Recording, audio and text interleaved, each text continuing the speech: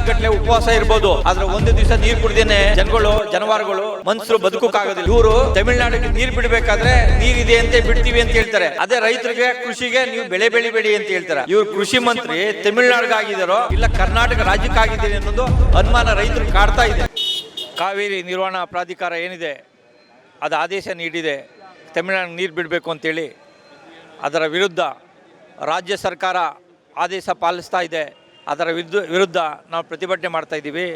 ಮೈಸೂರು ಭಾಗದಲ್ಲಿ ಕಾವೇರಿ ಕ್ರಿಯಾ ಸಮಿತಿ ಹೋರಾಟ ಮಾಡ್ತಾಯಿದ್ರೆ, ಮಂಡ್ಯದ ಭಾಗ ರೈತರು ಹಿತರಕ್ಷಣಾ ವತಿಯಿಂದ ಪ್ರತಿಭಟನೆ ಮಾಡ್ತಾ ಇದ್ದೀವಿ. ಹಾಗೆ ಚಾಮರಾಜನಗರದಲ್ಲೂ ಕೂಡ ಕನ್ನಡ ಪರ ಹೋರಾಟಗಳು ಪ್ರತಿಭಟನೆ ಮಾಡ್ತಾ ಇದೆ. ನೋಡಿ, ಕಳೆದ 4-5 ತಿಂಗಳಿಂದ ಸತತವಾಗಿ ಮಳೆ ಇಲ್ಲದೇ ಇದ್ದರೂ ಕೂಡ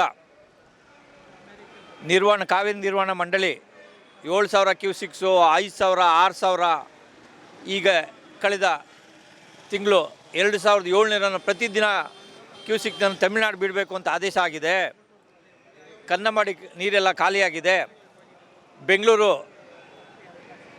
ಕುಡಿಯ ನೀರಿನ ಅಭಾವ ಸೃಷ್ಟಿಯಾಗಿದೆ. ಅಲ್ಲಿ BBMPನವರು ಲಾರಿ ಮುಖಾಂತರ ನೀರು ಹೊಡಿತಾ ಇದ್ದಾರೆ. ಆದರೂ ಕೂಡ ರಾಜ್ಯ ಸರ್ಕಾರ ತಮಿಳುನಾಡಿಗೆ ನೀರು ಬಿಡ್ತಾ ಇರೋದು ಇದು ಕನ್ನಡಿಗರಿಗೆ ಮಾಡ್ತಾ ಇರೋಂಥ ಘೋರ ಅನ್ಯಾಯ. ಮಾನ್ಯ ಕೃಷಿ ಸಚಿವರು ನಿನ್ನೆ ದಿವಸ ನೀರು ನಿರ್ವಹಣಾ ಮಂಡಳಿ ಸಭೆ ಕರೆದಿದ್ದಾರೆ. ಅವರ ಅಧ್ಯಕ್ಷತೆಯಲ್ಲಿ ಮಂಡ್ಯ ಜಿಲ್ಲೆಯ ಶಾಸಕರ ಜೊತೆಯಲ್ಲಿ ಅವ್ರು ಹೇಳ್ತಾರೆ, ಮಂಡ್ಯ ರೈತರಿಗೆ ನೀವು ಏನು ಬೇಸಿಗೆ ಬೆಳೆ ಇದ್ದೇನೆ ಅದನ್ನು ಬೆಳಿಬೇಡಿ, ಕಾವೇರಿ ನದಿಲಿ ನೀರಿಲ್ಲ ಅಂತ ಹೇಳ್ತಾರೆ. ಇವರು ತಮಿಳುನಾಡಿಗೆ ನೀರು ಬಿಡಬೇಕಾದ್ರೆ ನೀರಿದೆ ಅಂತ ಬಿಡ್ತೀವಿ ಅಂತ ಹೇಳ್ತಾರೆ. ಅದೇ ರೈತರಿಗೆ ಕೃಷಿಗೆ ನೀವು ಬೆಳೆ ಬೆಳಿಬೇಡಿ ಅಂತ ಹೇಳ್ತಾರೆ.